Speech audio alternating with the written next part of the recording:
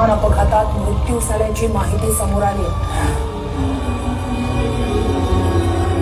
जोपर्यंत माझे हातपाय हलतात का तोपर्यंत तुमचं भलंच करीन, बाकी काय करणार नाही। मी काम करून दाखवलं, मी कामाचा माणूस आहे।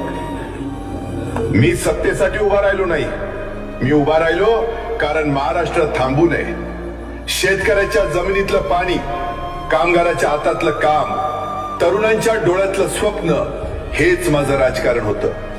निर्णय कठोर झाले, आवाज चढला, कारण वेळ कमी होती आणि काम प्रचंड होतं।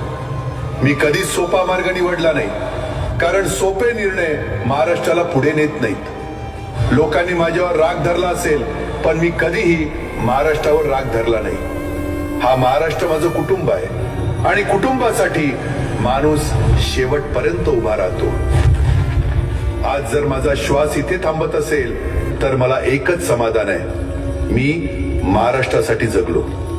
माझ्या नंतरही काम थांबू देऊ नका, कारण सत्ता येते जाते पण लोकसेवा अमर असते।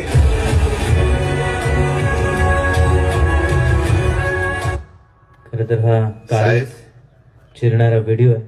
यानंतर आणखी एक व्हिडिओ आहे, तो आपण बघूया। साहेब, निरोप घेतो। दादाची ड्युटी संपली। सुनेत्रा, आज अर्ध्या वाटेवर साथ सुटली ग। तू संसाराचा गाडा खंबीरपणे ओढला म्हणून मी बाहेर लोकांसाठी धावू शकलो। पार्थ, जय, युगेंद्र, रोहित, काय रे ते केस, किती वेळा सांगायचं ते नीट कर, जरा डाय लावून घे आणि शर्टाचं बटन लाव आधी नीट। तू नेहमी म्हणायचंस ना, दादांचं भावकीपेक्षा गावकीकडे जास्त लक्ष असतं। अरे भावकीचं प्रेम काळजात होतं म्हणूनच मी गावकीसाठी धावू शकलो। आता वरून सुद्धा माझं वॉच असणार आहे तुमच्यावर, लक्षात ठेवा। गड्यांनो, आता खंबीर व्हावं लागेल। पोरांनो, ही पवारांची तिसरी पिढी सुद्धा कामाची माणसं म्हणूनच ओळखली गेली पाहिजे। सुनेत्रा, सुप्रिया, ही पोरं आता मोठी झाली असली तरी त्यांच्यावरचा तुमचा हात काढू नका।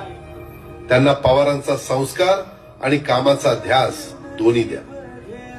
सुप्रिया, राजकारणात आपण वेगवेगळे झेंडे घेतले, वेगवेगळे रस्ते निवडले, पण आपल्या रक्षाबंधनची गाठ कधीच सैल पडली नाही, हे तुलाही माहिती आहे आणि मलाही। साहेब, आज पहिल्यांदा तुमचा हा पठ्ठा वेळेत नाही पोचू शकला। निघालो तर वेळेतच होतो, पण आज नियतीच्या मनात काही वेगळंच होतं। तुम्ही मला बोट धरून चालायला शिकवलं आणि मी